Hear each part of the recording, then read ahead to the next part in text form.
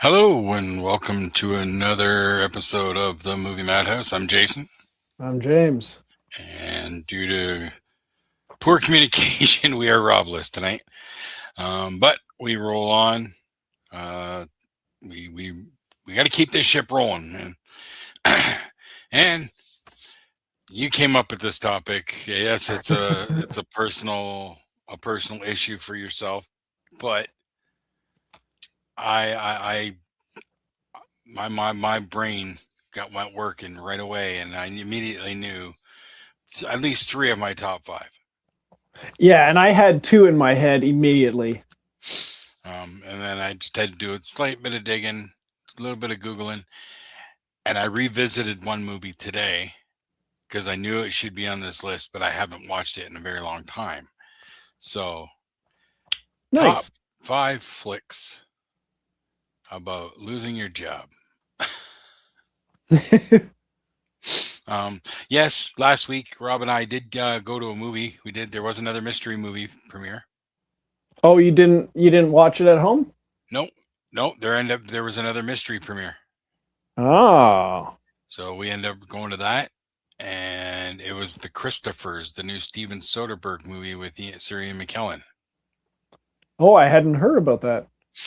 I hadn't heard of it either. Rob thinks he might have seen a trailer for it somewhere. It was really, really good. Sir Ian McKellen, of course, crushes. I'm really glad I saw it. When we left the theater, there was a woman out there with a clipboard. Hey, did you see the premiere? Can I get your rating out of 5 and any comments or whatever? I gave it a 4 out of 5, and I told her I would have never watched this movie had it not been here tonight. But I am glad that I did. Nice. It is definitely not a movie I would have sought out to watch, whether on streaming or whatever. But I am glad that I did see it. And you say it was called The Christophers? The Christophers. Sir Ian McKellen plays an old painter. He was like a celebrity painter, but he kind of ruined his reputation some years before. He's old. He's near his deathbed. His kids hire this woman who can recreate paintings and renovate paintings. And they hire her to finish some of his works that he's got stashed up in the attic. But he doesn't want that to happen and stuff. And they have it was really good. I don't want to spoil too much. Not that there's much to spoil, but it was a really, really good movie. I did enjoy it a lot, even though it was again, it's not the kind of flair I would normally go for. Well, yeah, just like Song Sung Blue.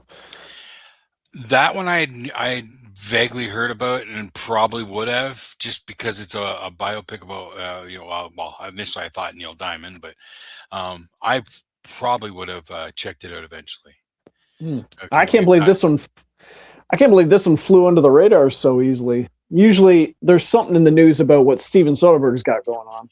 Well, when I told Tally about it, he's like, Soderbergh's been doing so many, making some weird choices and doing some odd movies that he's not what he's known for. Yeah. So, I love mostly his heist movies, Ocean's movies and stuff, and Logan Lucky. Yeah. But yeah, it was a good movie. I will recommend it, but it may not be for everyone, because it's a drama piece. If you put any stock into it, I know the industry does. I will not be surprised if Sir Ian McKellen gets some award nods, but it is so early in the year, he'll probably get forgotten. But yeah, it was a really, really good flick. Nice. We are 4 for 4 on those mystery premieres. Excellent. Yeah. So let's talk about movies about losing your job, since it happened to you and you're bitter. A little bit. Just a little bit. What is your number 5? My number 5 is from 1986, and this is the Kevin Bacon movie Quicksilver. Quicksilver. Yeah, it's the one. It's one where he starts off. He's this hotshot stockbroker, and he ends up making a risky trade and losing all his money, his parents' money, his company's money, and he basically flushes his career down the tube. And then cut to a year or so later, and he's a bike messenger. Okay, when I'm hearing Quicksilver, I'm picturing like somebody on a 10-speed, but I don't think I ever watched it, to be honest. It's a great movie, and it's one of those ones I remember seeing on TV, and it had one of those particular deleted scenes that's not on the DVD or the home video version, which is besides the point. But it's a great movie about the bike messenger culture. They updated, of course, in the movie that Premium Rush with Joseph Gordon-Levitt.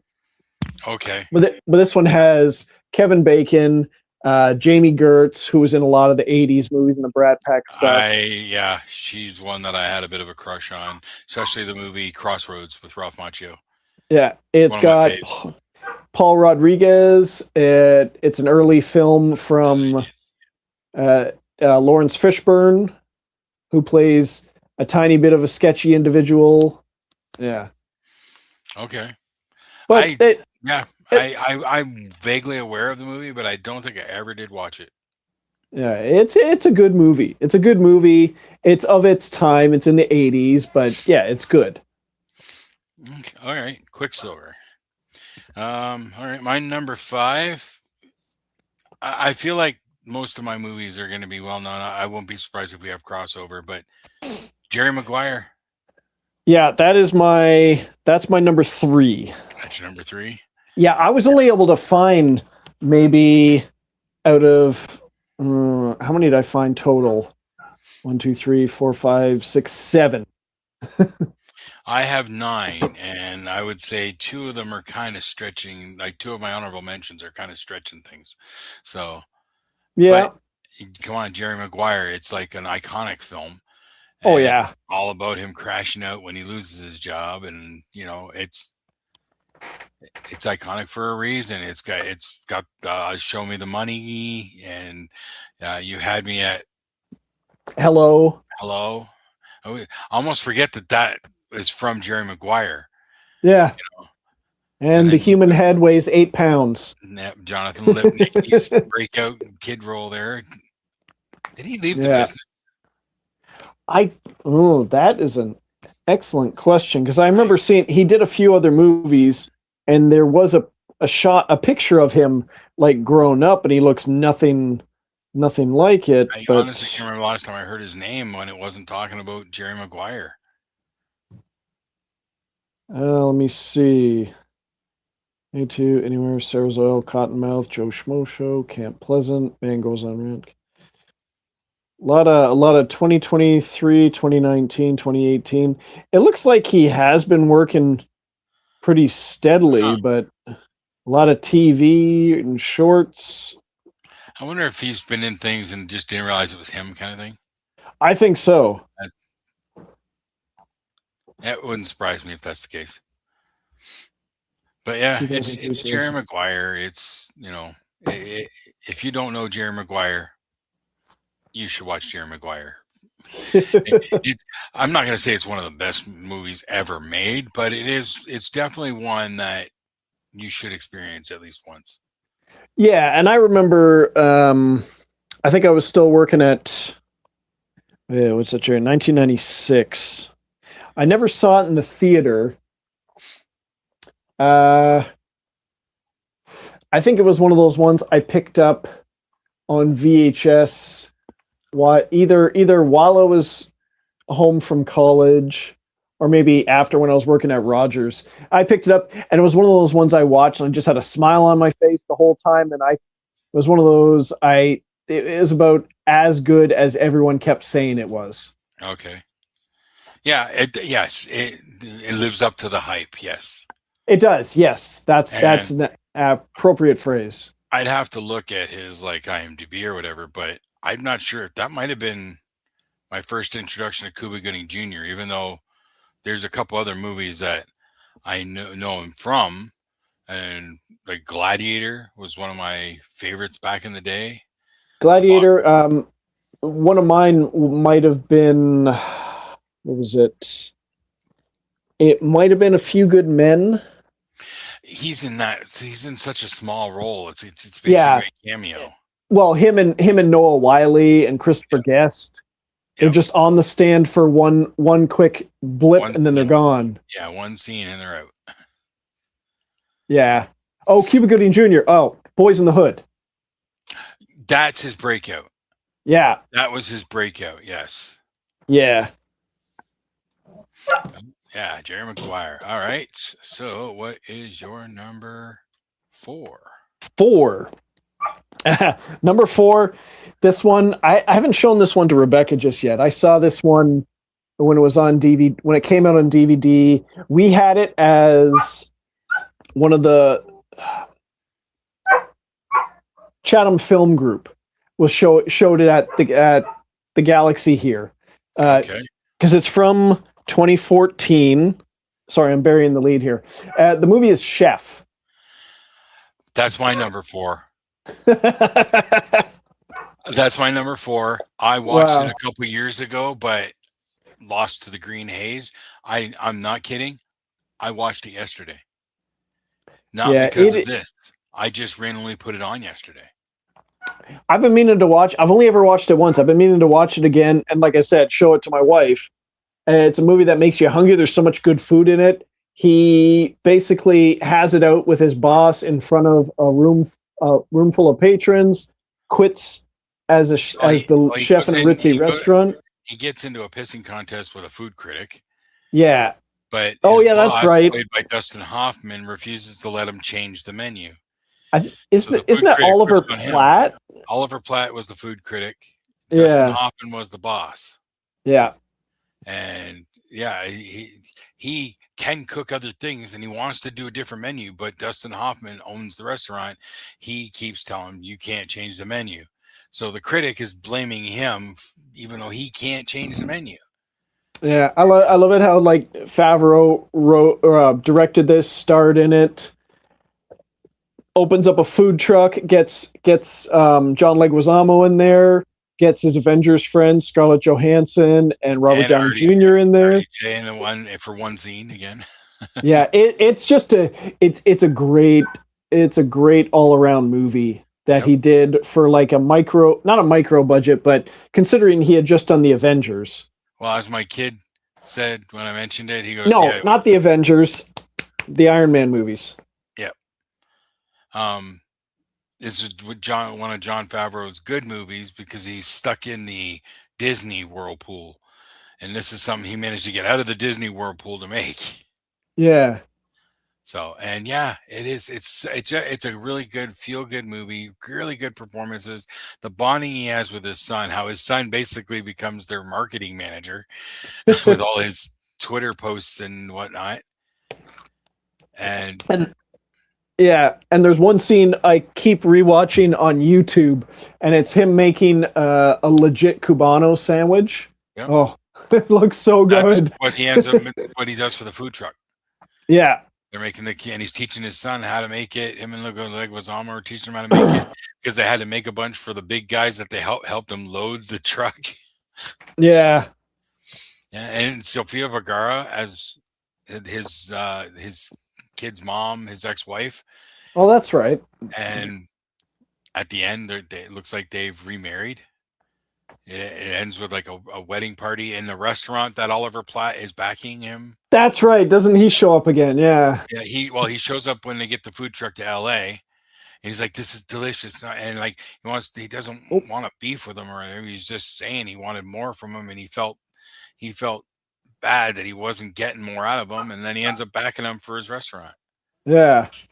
It's the just a El great. Jefe restaurant. But yeah, that's my number 4. That's. I knew we'd have some crossover. It's cool that we match on that one. Yeah. It is. It is. It's one of those just feel good movies. Yes. Okay, then what is your number 3? My number 3. Oh, my number 3 was Jerry Maguire. Oh, right. Okay. Yeah, man, we're gonna be firing through these tonight. My number 3, because it had to show up at some point, is Office Space from 1999. Yeah, I that count is it. it. I do count it because there's layoffs involved. I do too. It's in one of my one of my 4 4 honorable mentions. No, I only had 7, so 2 honorable mentions. All right, Yeah. but it's Office Space. You talk about iconic. 1999, Mike Judge coming off of Beavis and Butthead and whatnot, just it crushes. It's Yeah, funny. and There's so many little quotes in there. Everybody knows. Have you seen my stapler? yeah, I nearly put it on the list because it involves a stapler. I hadn't even thought of that. I didn't even put that together. And I should have, but I didn't. But yeah, I only wish his subsequent movies had been as. It's hard to measure up to when you have such a strong debut. Oh yeah, when you hit a home run off the first one, it's really hard to follow that up. Not that I haven't enjoyed his follow-up movies, but it's hard to measure up to Office Space. Mm-hmm. Yep. And Ron Livingston's performance being in that half hypnotic state, it just makes sense for how he just plays everything in that movie. Plays that character. It's not that I'm lazy; it's that I just don't care. Yeah, and man, we can all feel for that sometimes. Yeah, we can all relate to that sometimes. Maybe more than sometimes.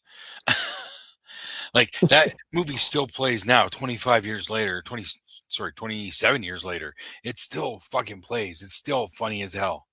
Yeah. It may be slightly dated in regards to the technology and whatnot, but you can get past that real quick. That movie still plays. It is still funny as hell. The beating down of the fax machine, like to the Scarface song, it's still got a great soundtrack. Yep. Diedrich Bader as the weird neighbor. With the mullet and the mustache. Hey man, turn on channel 8. Just because there's boobs. Lawrence, just come over. Yeah, Office Space. God, I gotta rewatch it. It's been about a year since I've watched that. All right. So what is your? How long has it been for you? Maybe a year or 2. So you do go back to it? I do because again, Ron Livingston, John C. McGinley, the 2 Bobs. Yep. All the interviewing for your own job and stuff, and Gary Cole. It's such a good cast. Yes, very much. Stephen Root, though. Oh, Stephen Root. I'm gonna burn this place to the ground. And then he does, or did he? And I used to watch the squirrels, and they were merry. What is your number 2? My number two, and is from 2009. I think this is still my second favorite Jason Reitman film. It's the George Clooney Up in the Air. When I did my quick Google search, that one kept coming up, and I've never actually watched it. But I think YouTube's been throwing me clips recently. Is Anna Kendrick. Anna Kendrick. Okay, that is the movie that I've had a couple clips thrown at me. Then, and it's not a movie about the protagonist losing his or her job. It's about him. He's someone who travels around the country firing people. That's his job. oh, Damn. and Anna Kendrick comes in. Jason Bateman's the boss who brings in Anna Kendrick, who has figured out a way to do this all remotely. And George Clooney takes great offense to this. He's like, "You don't know my job. You should really learn how to do my job." So Bateman gets him to take her around to so he can show her the right way to fire people. And then it kind of goes south, but it's such a good movie. Doing it remotely is the coward's way to do it. It is. Yeah. It's the when you're, tearing somebody's life apart like that, it's essentially it's what you're doing. You know, that should always be done face to face. I know in this day and age everything's on technology and nobody's in the office half the time, especially around my place of employment. There's hardly anybody actually in the office. So I get that, but still that should be an in-person thing. Yeah. That And they prove that point several times in the movie. But like, so it's George Clooney, Anna Kendrick, Jason Bateman. You have J.K. Simmons in there. They also have a bunch of real people who have been fired, playing people that as a montage of employees okay, getting fired. like You've got testimonials. yeah, well, not testimonials, but like you have quick clips of their reactions to being fired, and it's real people instead of actors. Zach Galifianakis is in there for a quick scene. Let me see. You got Vera Farmiga as the love interest. Yeah, it's Okay, that's. I was trying to picture who it was in the scene where Clooney's sitting next to her and Anna's on the other side, and they're talking about how they don't believe in love and stuff. Or oh yeah, because he's Clooney is a guy who basically lives on airplanes and hotels and stuff, and doesn't spend any money unless it benefits his air miles account. And he's trying to get to 1 million miles. Where he gets to 1 million miles, you get your name put on the side of a plane. You get to meet the captain of all the airlines, played by a quick cameo by Sam Elliott. Um, and so he meets Vera Farmiga, who does the same thing. She travels. I don't think you really find out what she does, but they all just meet in hotels and are all about the frequent flyer miles and their um, the hotels they use and the car rentals they use and the restaurants they eat in, and they just mesh and they meet up several times in the movie. Yeah, it's just, I wouldn't exactly call it a feel good movie, but it's so good.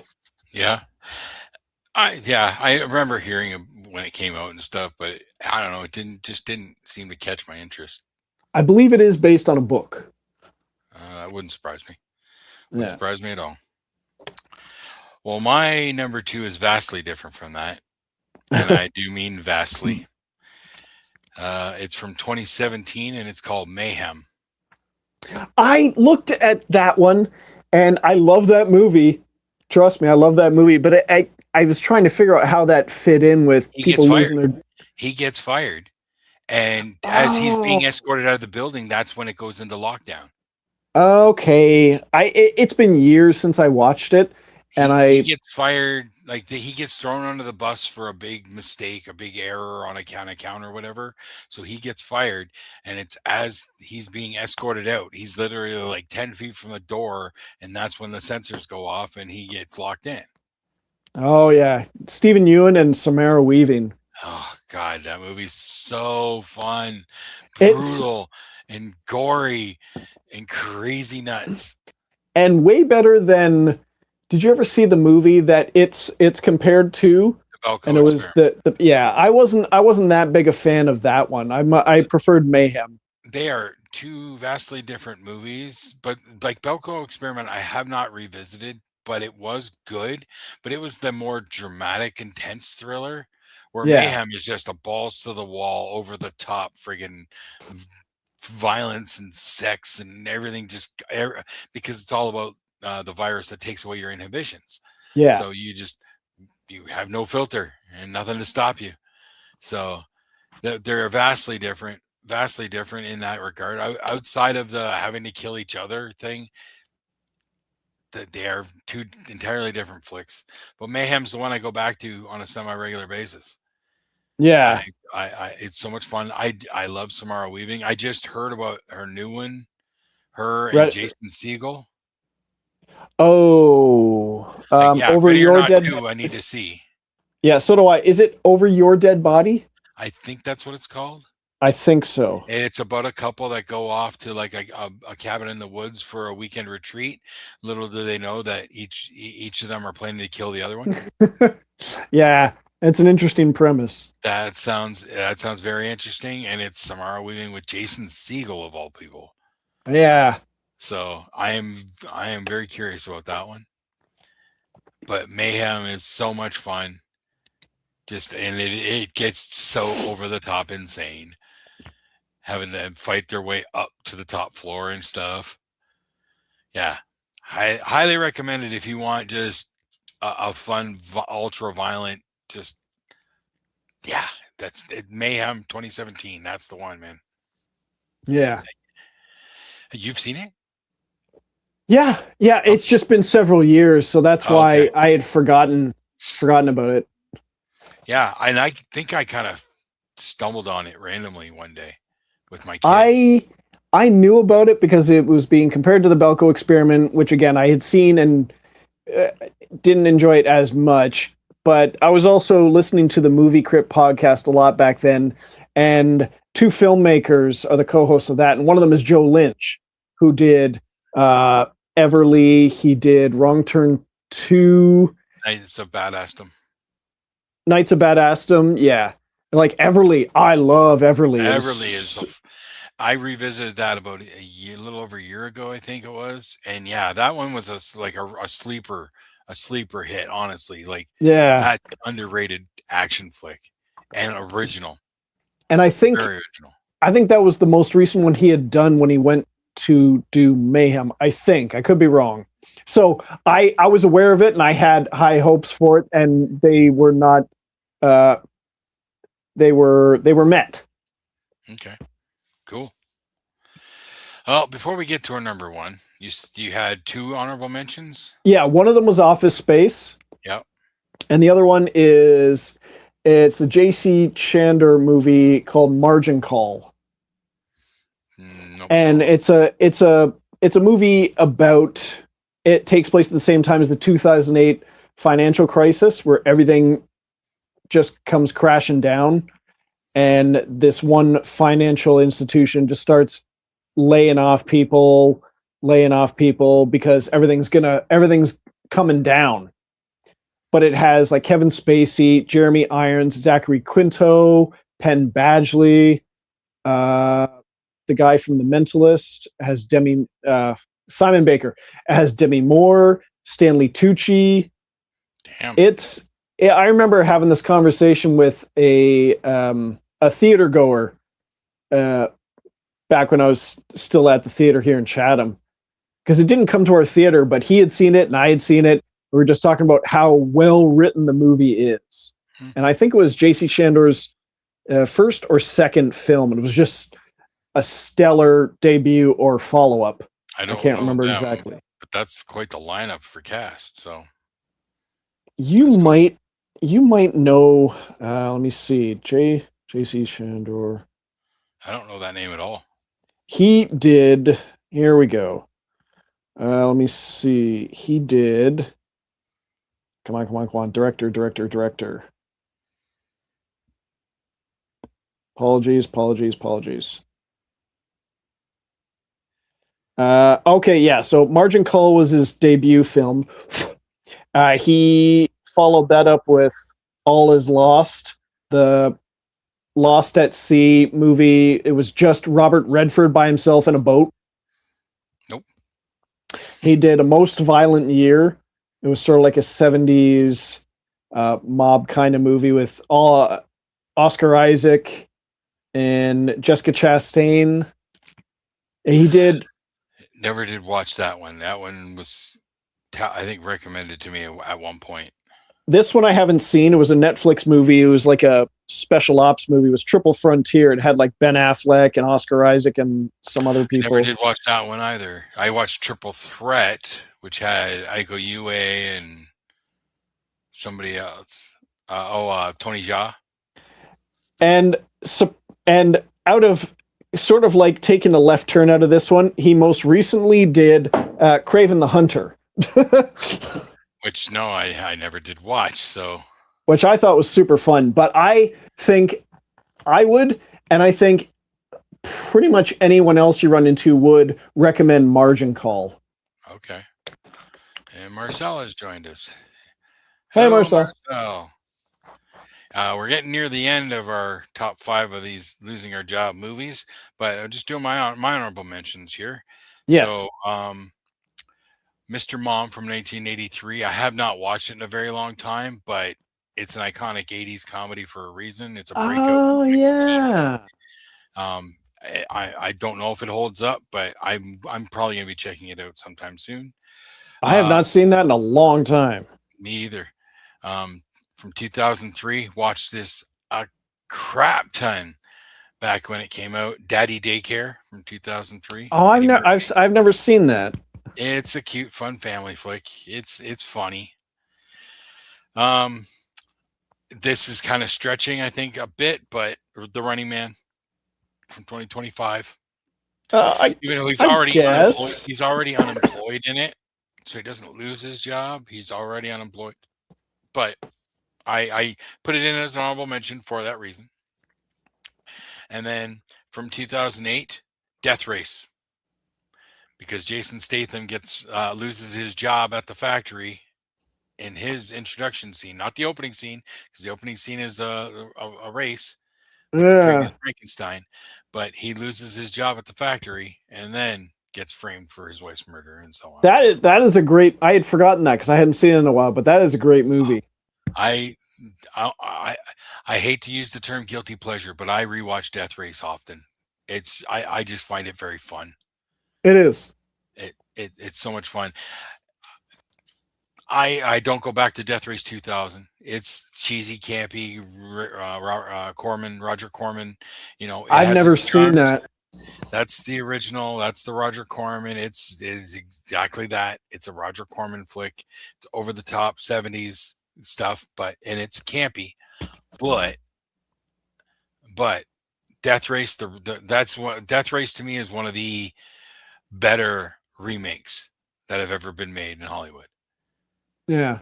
It's not the exact same concept because it's an enclosed race, where in Death Race 2000 it's literally a cross country race, and they can run. They get points for running over people on the road trip.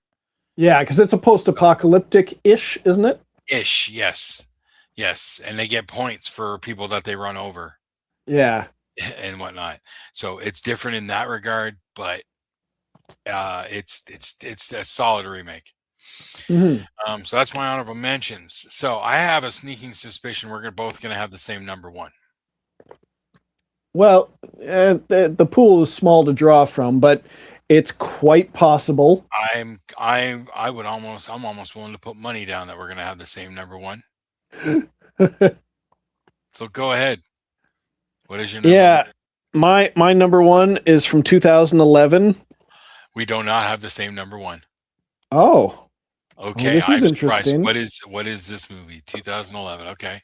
I always think of this movie, especially when you mentioned. I may have mentioned it when you said like a feel-good movie, that Marcel the Shell with shoes on or whatever. Yeah. I watch this movie a lot because I consider it a feel-good movie. I did watch this on the day I lost my job. Okay. Because it involves a guy who loses his job and goes back to school to retrain so he can get a better job. And I'm considering doing that. Okay. And yeah, so my number 1 is Larry Crown. That one came up on lists. That's Tom Hanks, right? Tom Hanks. I've never watched it's a movie he directed. He co-wrote with Nia Vardalos of My Big Fat Greek Wedding fame. It's got him, Julia Roberts, George Takei in a great role as Professor Mazzatani, I think. Bryan Cranston's in there. Pam Grier. It's it's a and Wilmer Valderrama of that '70s Oh show wow. fame. Okay. Cedric the Entertainer, Tamara, I only remember Tar- seeing like Tar- a few trailers and Taraj whatnot. Taraj P Henson. Okay. Yeah, it's a great cast. It's a feel good movie. I didn't feel great on that day, but it's a feel good movie. Larry Crown. Yeah, I never did watch check it out at all. I'm well aware of it. Never gave it a chance. Yeah, I would highly recommend it. It sounds like it'd be something I would definitely enjoy for sure, especially with that lineup. That's a stat cast. Oh yeah, And yeah. Hanks doesn't miss. Come on now, except for Lady Killers, but we don't talk about Yeah. that. So Ouch. surprisingly, I am really surprised that you didn't even have this movie in your honorable mentions at all. But I rewatched it today. Now I was already planning on rewatching it sometime soon.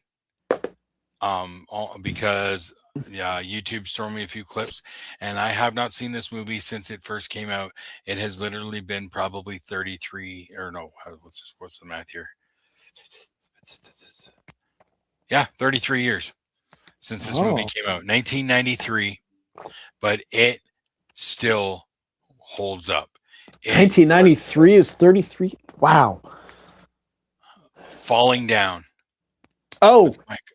I considered it almost right off the bat, but I've never actually seen the whole thing. Oh, well, okay. I watched it. I don't think I appreciated it enough back then. In my mind, I always knew that it was good, but I've not rewatched it in 30 plus years. I watched Yeah. it today. It still works. It is intense. Probably Michael Douglas's best work. Mm. Um, I have it out in the man cave, and it always runs through my head every time I see the case. Greg's voice going, "I'm the bad guy," because he would always say that to me. yep. Well, it still holds up. It still holds up. It's still intense. And if they were to try and do a remake now, it would be they would probably take it to mayhem levels of violence. Yeah. If they tried to remake it today, it is not one that should be remade. The story still plays even now. It doesn't show a lot of datedness outside of again the technology, the phones or whatever, but my God, was it intense? So, like I said, I don't think I gave it enough love back in the day. No. On 30-year rewatch, it is phenomenal. And I should have rewatched it long before now because often throws up memes saying like this movie makes so much sense these days. Yep. Marcel agrees with the cast for Larry Crown. Sounds like a great cast. Absolutely, Yeah. Yeah. absolutely. But Falling Down, man, I highly recommend Oh, and revisit. Rami Malek's also in there Where? in Larry Crown. Just keep piling them on. Well, I'm doing it from memory. I could look at it, but I'd rather do it from memory. Just Right, no, have the people that keep popping up in the movie. cool. Hey, it's great to have a big cast, and if you remember that they're in it, they did it right. You know, And oh, sometimes what's his name? What's the guy from Step Brothers? Pow, pow. Um, Rob Riggle. Rob Riggle's in the okay. movie too. I don't know. It seemed like there was a stretch where Rob Riggle was almost in everything. Yeah, yeah, and it's not so much. It's a small. He's only in two scenes, You but know, it's sort of like when you were talking about Up in the Air with Clooney, you talked about how he just lives in the hotels and on airplanes and stuff. Made me yeah. think, even though it's not the same concept, made me think of Jeremy Piven and The Goods, Live Hard, Sell Hard. Live hard, sell hard. That was a good one. Funny, but how they just go to the Hacienda Suites wherever they go. Yeah. Well, there we are. our top 5 flicks about losing your job. Do you feel Nice. better? Do you feel, was it cathartic? Did it? No. No. No. Fuck them. Well, yeah, absolutely, yes, absolutely. But I appreciate you humoring me. That I appreciate. We just need to work on our communication so that we can get the full table back. But yeah, we'll work on it. We'll fix it. Well, that's what I was going to say. I was going to put it in the group as soon as we finished. What would we like to do next week? Do it. Do it that way. At least we have the conversation now. We got it. We can even take a day or two to sort it out. So yeah, cool. All right, cool. Well then, for another week at the Movie Madhouse, I'm Jason. I'm James. Bye-bye. Short and sweet. Toodles.